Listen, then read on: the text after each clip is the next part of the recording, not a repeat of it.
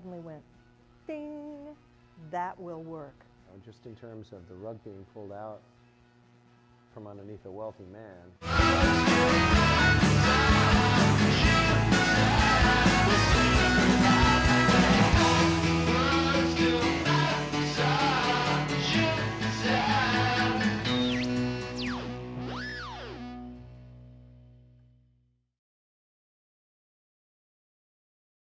It started with my friend Bill Latanzi. We had been talking and talking about how playwrights couldn't hook up to theater companies and how to get all these good plays, you know, viable in the community. And we thought, what about an all-day event of short plays? Then we thought, what if every theater company was involved, and we did it for charity, for one charity in particular. And that, I suddenly went, ding, that will work. So then I went to the Stage Source production meeting, and I said, all of you theater companies, will you do this if we manage it, if we get plays? Would you do a 10-minute play? And they all went, oh sure, thinking, of course, it's never going to happen. But we got about 125 entries the first year, and we chose 40 plays out of all of those, and we handed them out. And I remember standing out front going, is anybody going to show up? I don't think so. I don't think anybody. And it was standing room only from the first day on. It was wonderful.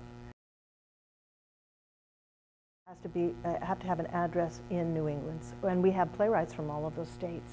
But I do invite playwrights who are very well known in the area and who I think don't have to, they deserve not to have to go through the weeding out process, like Robert Brustein and Israel Horovitz. Ed Bullens is one that I always invite every year because they've earned it. You know, it used to be here at this theater, and we have 2 theaters, and it's small. And what we would do is we would do 5 plays in this theater and 5 plays in this theater, and then the next hour we would switch. So that if you sat in this theater all day long, you would see all of the plays. Unfortunately, we had lines all along this hall and then out of the building, so people would leave one theater to go to the bathroom and their seat would be taken. So I thought, well, where could we go so we wouldn't have to stand in line and everybody could see it? So the Calderwood actually fit that bill, and we can seat 360 people, and it still is so much fun. So the Huntington Theater Company, the Speakeasy Stage Company, and the Public Theater will all support one new play. One is by Martha Jane Kaufman called A Live Dress. Wonderful, wonderful piece directed by Charles Hogland, and he's from Huntington. Then The Baptisms of St. Genesius by Richard Snee, who went through our program a couple of years ago. But he's a wonderful actor in the area, and it turns out he's a wonderful writer too. It's a very funny and ultimately moving piece about St. Genesius, who lived in Roman times and who was the patron saint of actors. Last but not least is The Gift Horse by Lydia Diamond, and that's being supported by the Public Theater. It's a play that has been done elsewhere, but Lydia wants to revise it. And so she's given us a new draft, and she's going to use this as a process. I'm hoping to get audiences in to see those and do what we do, educate people about new work.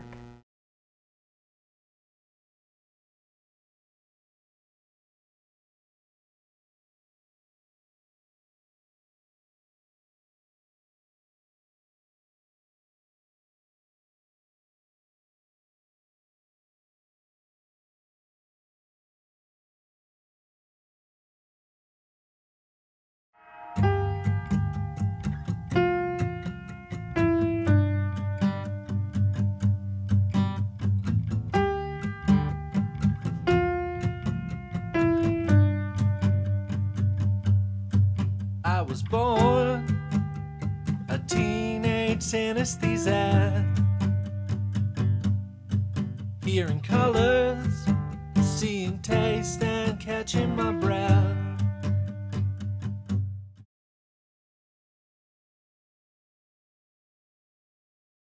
You know, the director Bill Barclay saw it in London and he brought it back and proposed it as an idea. I don't even think at the beginning he was thinking of himself as a director. He just thought like, hey, I just saw this great production of Timon of Athens at the Globe. We should have a crack at it. There are varying degrees of opinion on this. I think some people feel like it was unfinished, that it's not true Shakespeare, that maybe Middleton wrote a good chunk of it.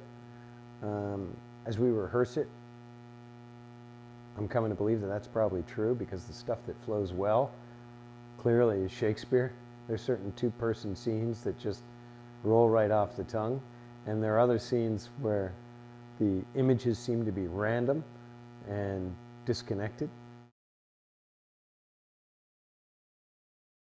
In terms of the rug being pulled out from underneath a wealthy man, and how his world falls apart, and how he goes on a search and a quest for, you know, the meaning of life, basically from prosperity to scarcity. Here's a guy who wanted to give everything to his friends, and he didn't want to talk about whether or not it would come back. And then, of course, he runs out of money, because nothing is infinite, and he goes to his friends, and they say, gee, you know, I wish you'd come to me first, but I can't really help you out now because you came to me third, and how's that going to look? So for various reasons, his friends don't let the pendulum swing the other way. And then his soul searching really kind of plunges down deeper and asks a lot of questions. Some people have called him naive.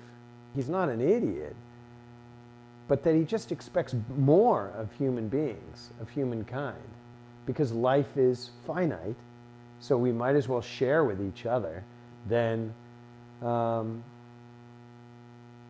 actually he's fairly kind of cognizant of his path. And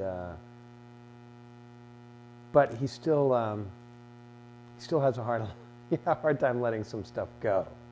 The fact that people wronged him after, you know, he'd basically given them everything, so.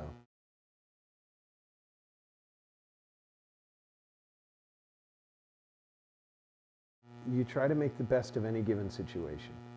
And that means maximizing the value. I like to think that, you know, we leave everything out there on stage. There's some real extremes with Timon. You know, he's a lot of white and a lot of darkness. You know, whereas in terms of the company, I mean, I'm a big believer in the more voices, the better. You know, so and a generosity of spirit.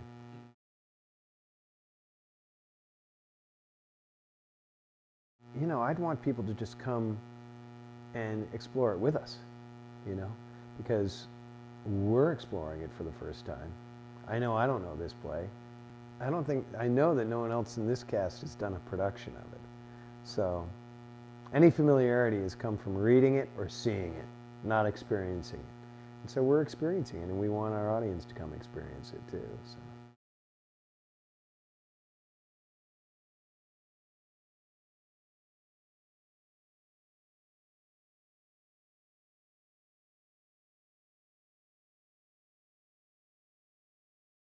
Back to our home.